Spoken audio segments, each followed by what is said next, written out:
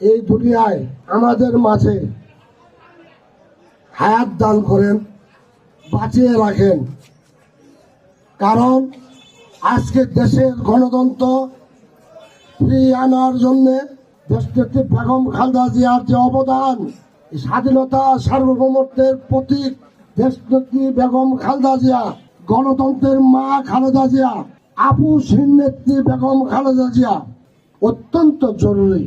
আগামী জাতীয় সংসদ নির্বাচনে সুষ্ঠু নির্বাচনের স্বার্থে দেশনেত্রী বেগম খালেদা জিয়ার কোনো বিকল্প নাই। আজকে গণতন্ত্র নিয়ে যেভাবে বাংলাদেশের ভিতর এবং বাংলাদেশের বাইরে যে ষড়যন্ত্র হচ্ছে, এই ষড়যন্ত্র থেকে বাঁচতে হলে দেশনেত্রী বেগম খালেদা জিয়ার কোনো বিকল্প নেই।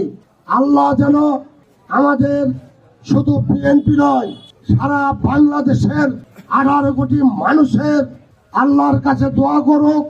আমাদের দলের পক্ষ থেকে সাধারণ জনগণের কাছে দেশনেত্রী বেগম খালেদা জিয়ার জন্য দোয়ার দরখাস্ত রয়েছে।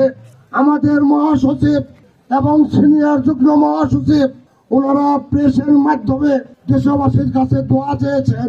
তারই অংশ হিসাবে আজকে আমরা জামালপুরে দোয়ার ব্যবস্থা করেছি। পাশাপাশি আমার সাধ্য অনুযায়ী সাধারণ গরিব মানুষের পাশে দাঁড়ানোর জন্য কিছু শীতবস্ত্র নিয়ে হাজির হয়েছি। আল্লাহ যেন আমাদের এই দোয়াকে আল্লাহ কবুল করেন।